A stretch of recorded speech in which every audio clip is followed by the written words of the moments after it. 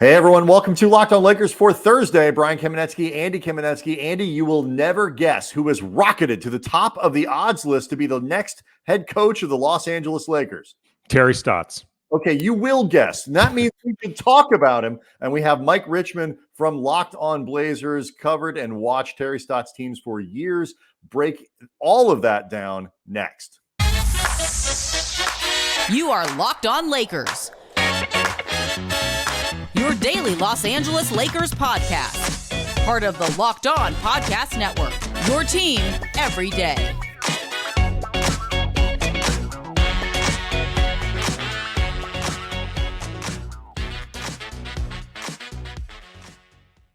Thanks to everybody for making Locked On Lakers first listen of every day, Monday through Friday, sometimes on weekends. We get this thing up bright and early for you, no matter how you get your podcast, where you get your podcast. It's always free. We never charge you for this sort of thing. And yet they pay us. It's a sweet deal for everyone. Make Locked On Blazers your second listen of the day. And if you do, you get to hear our friend Mike Richman. He is joining us. He's been on the show before, always a great guest. And he is going to help us understand Terry Stotts. Mike, how are you? I'm doing pretty well. This is the real doldrums of the NBA season. So I'm happy to see some other faces and talk hoops, because I haven't seen the Blazers play a meaningful basketball game in nearly 2 calendar years. All right, Mike, one of the things that I think is fascinating about the way that the discussion about the coaching search has evolved for the Lakers to this point is when you talk about the retreads. Mike Brown got a fair amount of attention there. A lot of attention, and certainly on our show, has been focused on Mark Jackson because it's such a kind of a fascinating name. But when you actually look at the list, the guy who has the strongest and longest record in terms of, 8 straight playoff appearances, 8-time Western Conference Coach of the Month, which doesn't, I think, get enough attention. It's Terry Stotts. Off your head, Mike, which of those awards do you think he really earned, and which were the ones? Okay, let's go through. So starting in 2014, I thought March he really earned it. 2015, I thought December he was great. No, I don't know. but then the fourth one, that was just reputation. That was a reputation coach of the month. I always wonder what they do with those when they get like the certificate or something from the NBA. But like it is interesting to me that Stotts hasn't really been talked about as much, I think, whether by fans, whether by media, but he's probably the most established candidate in the field, I would think, in terms of guys who have a long coaching record that are also currently unemployed, like not counting a Doc Rivers or a Quinn Snyder. Right. Yeah. I was going to say Quinn is like, he's maybe the dream of a lot of these guys, but they won't fire him yet, maybe because they don't want the Lakers to hire him very specifically. Terry has been, he was rumored to have, there was some interest from the Orlando Magic last summer. I think he was pretty close to getting into the rounds of interviews with the Pacers, and then they didn't do interviews. They just hired Rick Carlisle right out from under the Terry's former boss. They hired him right out from under the Mavs. Like they just didn't get into those things. So I think he would have, if that had come up, maybe his name would be a little more like, a finalist for the Pacers job type of thing. But I think he was a finalist for the Pacers job in a hiring process that didn't exist. So, but he won 400 games with the Blazers. Like the resume is there. He didn't have a ton of success in the playoffs, but also he made the Western Conference Finals once. The most of the league making the Western Conference Finals once a decade is pretty good. Unfortunately, there are some. I'm on the show with the haves, speaking from the have-nots. But so like it's I think his resume and the recent success with a pretty good team speaks for itself. Certainly a little shinier than some other names on the list. When you look at the Blazers, other than that one season getting the Western Conference Finals, kind of never getting past a certain point, there was almost a Groundhog Day element to it in terms of early exits. How much of that, broadly speaking, do you think was on Stotts not being able to coach his way through a certain point versus just this is the roster you have? The further you get, the harder it gets sometimes teams are just better. Yeah, I'm someone who believes that coaching is only probably like 35% of the equation. I think a huge portion of every team's success is just how good the roster is. Maybe the Lakers tested that last year with a bunch of talent that didn't work out. But I think mostly the shortcomings of the Blazers was just that they had bad forwards. They had two small guards and bad forwards. And I think in general, it was a product of the roster. But yeah, Terry Stotts was pretty stubborn. If there's a criticism of what he's like as a coach, and we can get into this X's and O stuff a little bit more, he's pretty stubborn. He says, this worked for us. Let's do it harder and better. Maybe the sort of Mike D'Antoni approach, like, hey, we know what we do well. Let's go do it. And at a certain point in the playoffs, you have to make an adjustment or just win with talent. And if you don't have talent, certainly you have to make adjustments. And I think there is a shortcoming of some of his coaching was late in his career. He was not capable of doing that. How flexible was he during the regular season too? I mean, that's, you can get to the playoffs and, like you say, run with what you think are your strengths, and you have to lean into that. And I at least kind of get that. But in terms of year to year, month to month, whatever it might be, how flexible a coach was Terry Stotts with the regular season? Not very. That's fair. Not very. It's funny. When Stotts was first hired, he's hired in 2012. The Blazers were not good. They were, but they were better than a lot of people thought. They stayed in the playoff hunt with JJ Hickson and Eric Maynor. I don't know why those guys got dragged on the show, but they did. It's sorry, JJ, but the roster wasn't very good, and they won 35 games, and they probably should have won 22. They was just a bad team. They took a big jump the following year. They signed Robin Lopez, and they kind of immediately got good.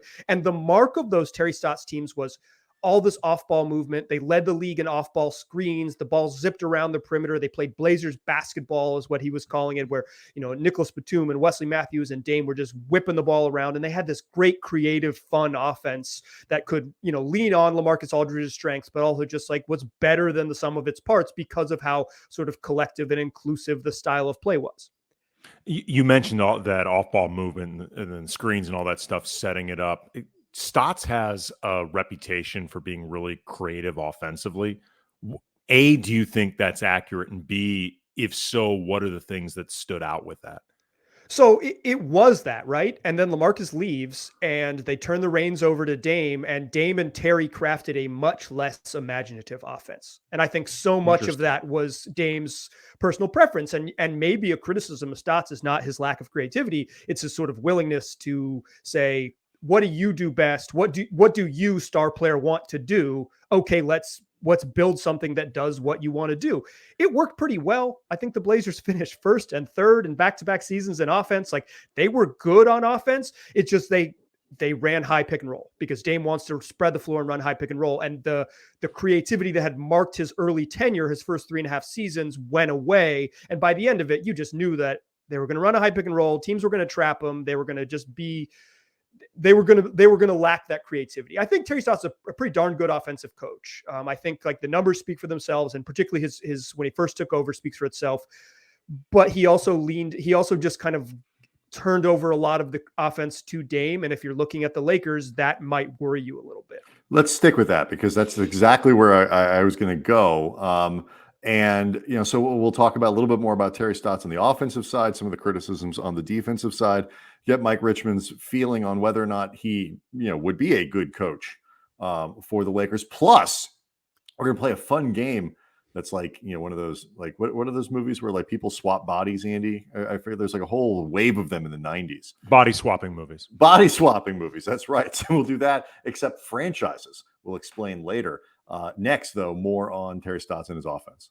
Locked On Lakers brought to you by BetOnline. BetOnline.net, your number one source for all your betting stats and sports info. Get all the latest sports development, league reviews, news, including NBA playoffs, NHL playoffs, Major League Baseball. For example, if you're looking ahead to the NBA draft, you can bet on who will be number one overall. The favorite is currently Jabari Smith Jr., who I did not realize actually was this great college phenom. When I saw the name, I immediately thought to the Jabari Smith who played in the early 2000s. And I'm like, clearly that can't be the same guy. Turns out it's his son, Brian. Good for him. No idea. Congratulations to the Smiths. Yeah, absolutely. Your kid is about to be a hopefully very, very good player, but definitely a very rich young man. Bet Online is your continued source for all your sporting wagering information, from live betting to playoffs, esports, and more. So head to the website today, use your mobile device, learn about the trends in action. Bet Online, where the games start. All right. So, Mike, you mentioned it. He would be walking in with the Lakers to a situation with LeBron James and Anthony Davis and a lot of, maybe Russell Westbrook. I think that is certainly a live possibility. A lot of people have complained about Frank Vogel's lack of creativity with the offense over the last couple of years. Given both his Stotts' reputation as a creative guy offensively, but like you say, some deferential treatment of stars, what would you expect with that core in LA? Have we ever seen a LeBron James team be creative on offense? Like we've seen them kick ass. I've seen LeBron James teams kick ass on offense a lot. I've seen them be dominant. I've seen them be deliberate and just slow down the juggernaut Warriors in 2015 to an absolute crawl and use 22 seconds of the shot clock. Maybe that's creative, right? But have we seen a team that whirls around and uses LeBron off the ball and does all these crazy things? Like, have we ever seen Malik Monk set a screen for LeBron James? Like, have we ever, have we seen some of this? Is, like I said, that I think a big portion of the whole equation is players. I think Terry Stotts could make them better on offense. Yes. Yeah, absolutely. I think he could make them better on offense. Is he going to wildly change what it looks like? No, I don't think so. I don't think that's what you would hire him for. I don't think you'd hire him to rewire the Lakers. You'd hire him to maybe optimize them, make them 7% better on offense, make them a little more, hey, Russ. They need to be more than 7%, Mike. It needs to be much more than 7%. You have to squeeze probably 11, maybe 12. But if the scheme stuff is a little bit better, if the scheme stuff is that we're getting 12% better, and Anthony Davis makes jump shots, they're a really good basketball team. And Terry Stotts, it can only do so much to make AD make jumpers, right? Like if he shoots 20% from 3, they're going to suck. Like that's sorry. Like they're going to be the 6th best team in the West or whatever, or worse. And coaching doesn't make jumpers. Coaching gets you into a better spot to make jumpers. And I think what you're hiring Stotts for is to get them in a better spot. But they are going to give LeBron the ball and they're going to run some screen stuff for him. And it's where the other guys stand is really what you're hiring the coach for. I know it's not apples to apples just because CJ McCollum isn't as high usage a player, on ball as LeBron or Russ. But in terms of what you saw with Lillard and McCollum, that partnership and what Stotts did with them, is there anything that you think could be translatable to LeBron and Russ in terms of two guys who would both operate with the ball, both would be pretty big focal points of an offense, responsible for some distribution, that sort of stuff?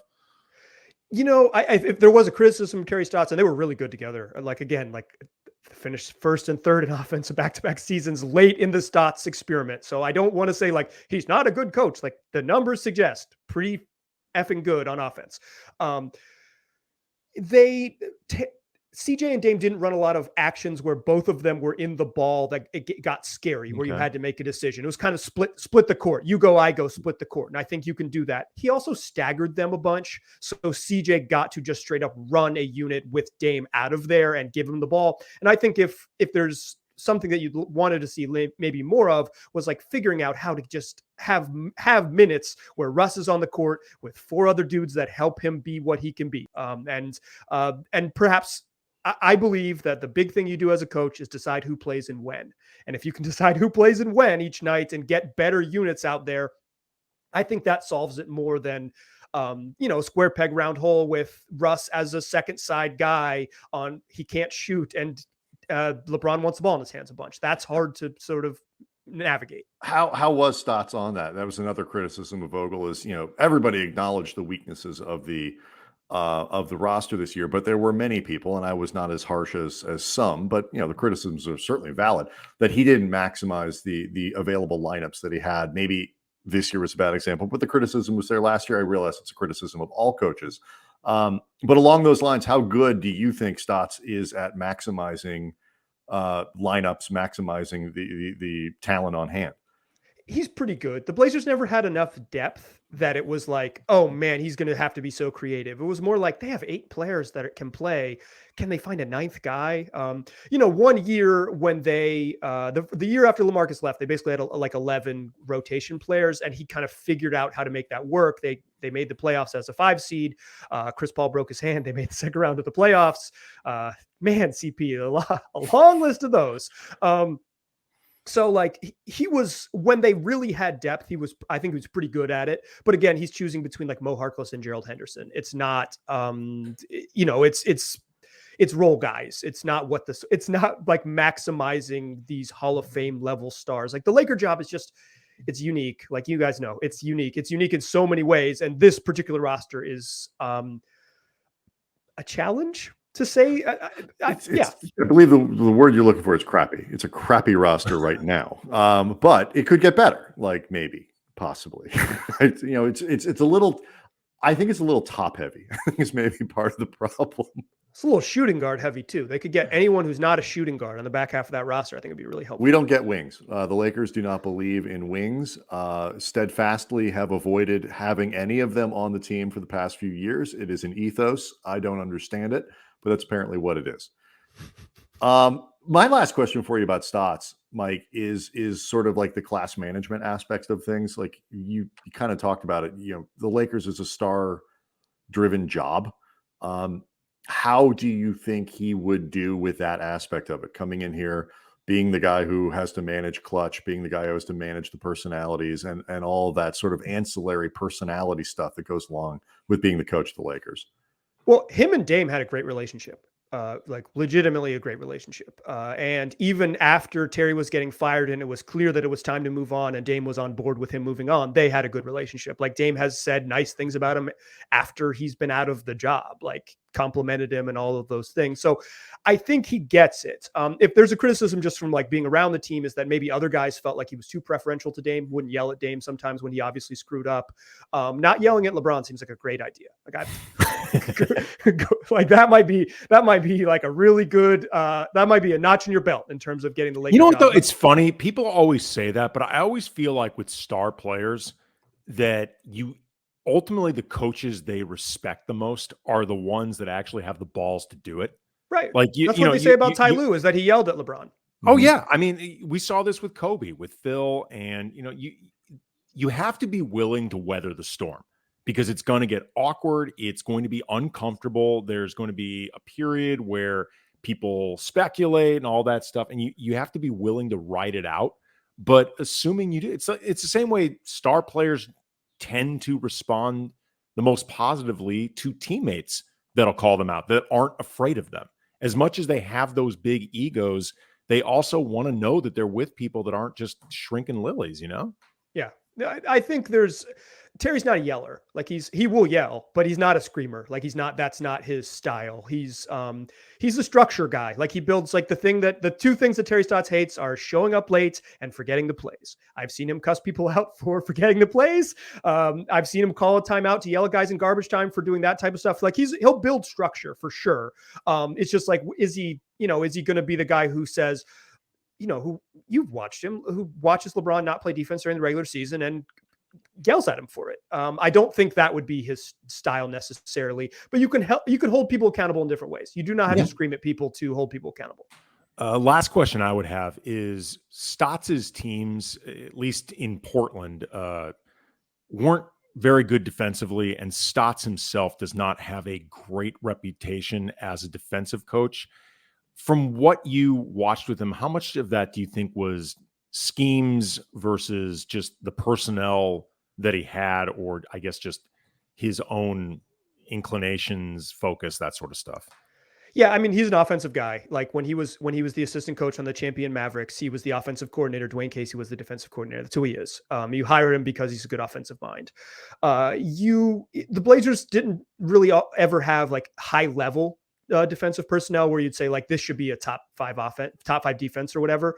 1 year, I believe it was in 2017, the 2018 season, they did finish top 10 in defense and they were a little bit below average in offense. That was the year that Yusuf Nurkic was healthy. When he had his center healthy, they were pretty, decent, above average on defense. I think he can cobble that together. If there's a criticism of his defense is that he wasn't very quick to adjust schemes. Like they played drop coverage. They dropped the big, they stayed home. They didn't force turnovers. They played relatively conservative. There's a baseline of playing relatively conservative that helps you be pretty good. But he didn't show zone. He didn't trap. He didn't do all of these things. Laker fans feel like, well, he's going to be a seamless transition into what we just saw. Because that was Frank Vogel, was as good of a defensive coach as he is.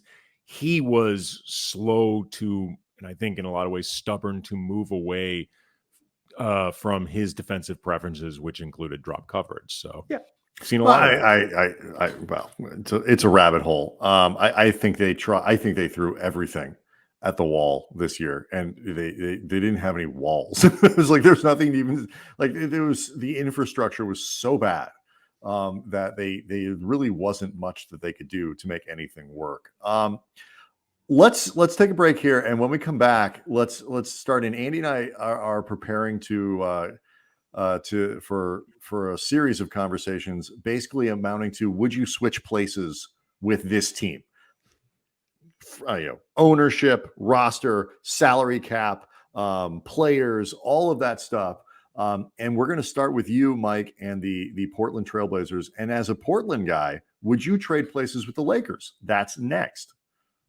Locked On Lakers brought to you by rockauto.com. With the ever-increasing numbers of makes and models out there, it's impossible to stock all the parts you would need in a traditional chain storefront. And look, why would you spend 30%, 50%, 100% more going to a traditional chain storefront for the exact same auto parts or a new car dealership where they're really looking to jack it up? You can get way, way better prices at rockauto.com. For example, Honda Odyssey fuel pump, $353 at a chain store, only $216 from Rock Auto. You know why? They're a family business. They're looking out for regular people like you and me. They've been serving auto part customers online for 20 years. So whether it's for a classic or a daily driver, you can get everything you need in a few easy clicks delivered directly to your door. So go to rockauto.com right now. See all the parts available for your car or truck. Write Locked On in the How Did You Hear About Us box so they know we sent you. Amazing selection, reliably low prices, all the parts your car will ever need.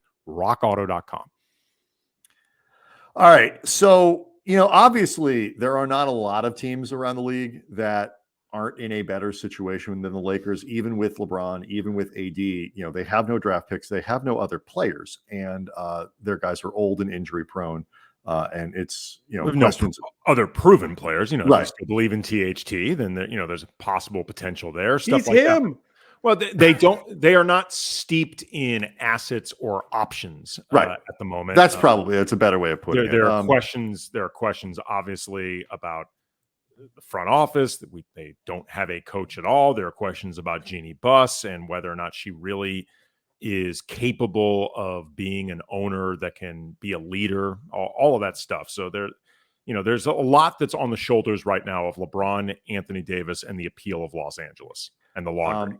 Meanwhile, the Blazers have their own set of problems with figuring out what to do with Damian Lillard, who is getting a little bit older and probably more expensive than his play on the court would merit. And you got some other roster issues and some rebuilding questions. But there are some decent young players on the roster. And I would like to point out that Portland will be allowed to participate in the NBA draft multiple times between now and say 2052, when the Lakers will next be joining it.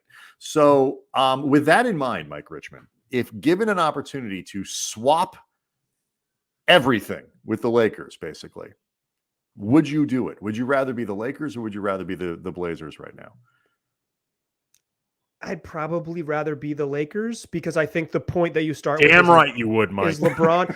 Like, to be quite honest, the thing that you want to trade with the Lakers is the laundry and the location. Like that's the appeal, right? Is that the jerseys aren't Clippers jerseys. There's real appeal to them being in foreign blue and gold, and they're in Southern California. Like that's the appeal, right? Like that's it.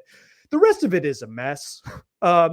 Today in the Los Angeles Times, I don't know when this show's going to come out, but today in the Los Angeles Times, Jeannie Buss cried about paying the luxury tax. Like, boo freaking who? Get out of here. You own $1 billion asset. It's expensive to run one of these. I was like, it's an expensive little hobby. It's expensive. It's an expensive endeavor. Sometimes it doesn't work out. Cry about it. You did. And honestly, great work by Dan Wojcicki and Brad Turner to get it on the record. Bill Plaschke. It was Plaschke? Yes. Oh, of course. Plaschke can get people to cry. That's I was going to say one of the greats. But like, it's the Blazers ownership situation is straight up worse. Jody Allen, who inherited it from her brother, it's run by the Allen estate. Jody Allen is the head of the estate. She's not really the owner of the team. They want to sell the team, and they will sometime here in the next 2 years. The Blazers they have 6 NBA players on the roster, and 2 of them are Nasir Little and Justice Winslow. Make of that what you will. They're going to be mediocre and expensive immediately, and so are the Lakers, but they have LeBron James and Anthony Davis. Like, I'm willing to wager that if my second best player is Nurk or Ant Simons, I'd rather it just be injury-prone Anthony Davis, because when he's not injury-prone, he's just better. The draft picks, maybe you're in a better situation with the Lakers, but I don't know. I think the Blazers are one of maybe like 4 teams in the league that are in a worse situation, like just front office ownership situation wise, than the Lakers. So congrats to Portland. You did it. Well, this is among the reasons that we wanted to play this game with you, Mike. We didn't want to have like 26 episodes of nope, I'd rather be my team. We're going to start with something optimistic for Lakers fans and then crush their dreams. When you talk about the Lillard question, and he's coming off a season that was more or less missed. Right. He was not there at all. There's questions about that. Ab strain moving forward. He's dealt with more injuries, period, over the last couple seasons as he gets older. He remains, though, a really good player when he's on the court. And in the meantime, though, with the Blazers, you have this opportunity to have him play out his entire career as a lifer, as arguably the greatest player in franchise history, as an icon. And from a fan perspective, that means something. Like, how much do you look at that as a potential positive for whatever happens with the organization moving forward? Yeah, invest in the vibes or whatever. I think there's. We went through this with Kobe the last few years. I mean, as depressing as it was, Kobe's last few seasons post Achilles, when he was nowhere close to the player that he was, and there were a lot of decisions that were made around him being on the roster that, frankly, were terrible. And they were short-sighted and I think rooted in fear and image concerns, all that. You still got 20 years of Kobe with the Lakers, and that means something. Like, absolutely, it's important. It is very different than Patrick Ewing in a Sonics jersey. That is Hakeem in the Raptors jersey. That is weird. You don't want to see it. So there's something to be said for that. Damian Lillard's under contract for 3 more years. He's eligible for a max extension this summer. I've said this a bunch on my show. I'm not reporting it, but I think he's going to get that max extension. This is an educated guess. If I had it locked, I wouldn't be saying it on Locked On Lakers. I would just have tweeted it out on my own Twitter feed. But I truly believe he's going to sign a max extension. Yeah, I have my own podcast, y'all. Why are you not going to help? And like, are you not a team player? I mean, the emails go out all over. Let's all be team players and let's like support each other and do that. Why can't you break massive news on our show? I want to be at the top of the email, not the bottom. At the bottom, they talk about teamwork. At the top, they talk about individual. I mean, look, if we hear news about Kendrick Nunn getting traded, we're happy to break that news. There you go. I'll bring you on.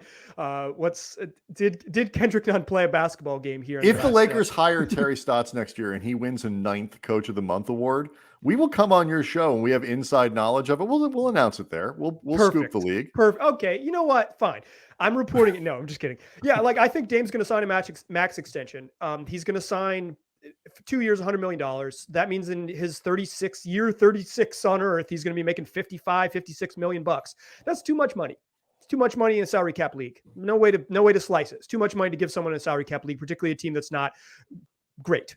But having Dame on the roster, I think he's, for the first time in his career, he's underrated. He's never been underrated. He's finally threaded the needle. He's underrated again. I think he's going to be one of the 15 best players in the league next season.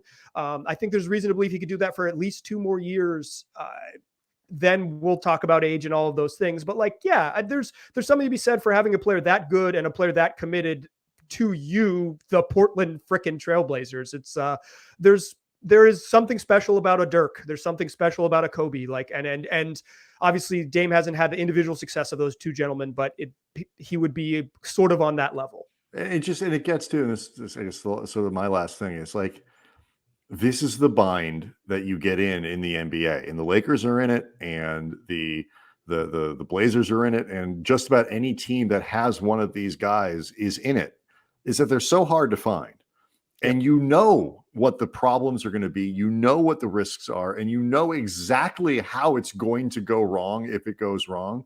And you still, if you want to try to put a competitive product on the floor, are often faced with decisions in the NBA where you know you have to do it anyway. And you have to just go all in with these stars because you can trade them, but you're probably committing yourself to at least 4 or 5 or 6 years kind of out in the wilderness before you get back. And that's if you're lucky. Right. Yeah. I mean, I think that's the trade-off, right? Is like, I have some friends who are telling me all the time, tear it down, burn it down, screw it. They're never, they're destined to be mediocre again.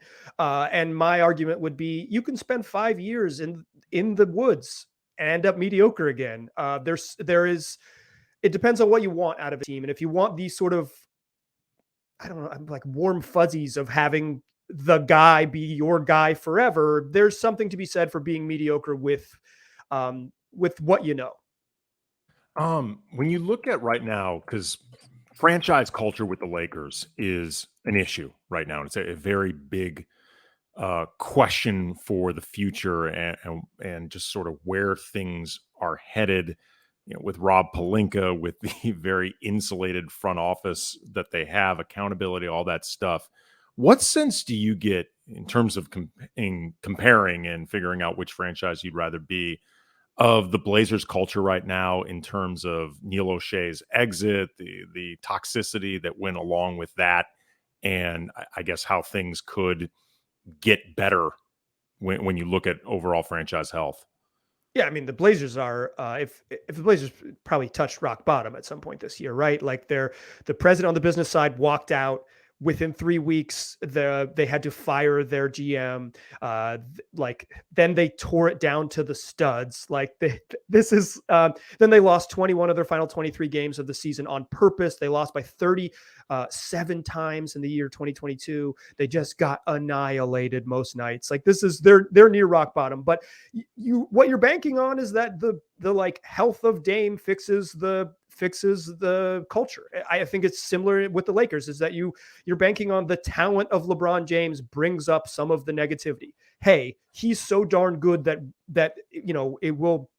the tide will rise because of him. And I think it's somewhat similar to what's going on in Blazerland, is that it's been really bad and messy here. And I think Dame openly questioned his future with the franchise last summer. And that was sort of the beginning of it getting a little bit turbulent out here, and it's only gotten worse from there. And you think now the waters are less choppy and they can kind of become whatever's next. But it took a lot of messiness to get to this point where they're building to whatever's next.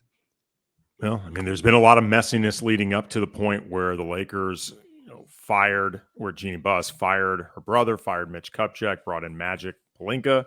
There was messiness after Magic's exit, and we're currently in another period of mess. So that's the thing. I know, like, that's part of why I mentioned Stotts's track record, in the sense of like, yeah, it's underwhelming in terms of playoff performance. And I don't think a lot of Lakers fans would be particularly excited if they hired him. I don't think this would be not a sexy hire. There's not a lot of zazz behind that one.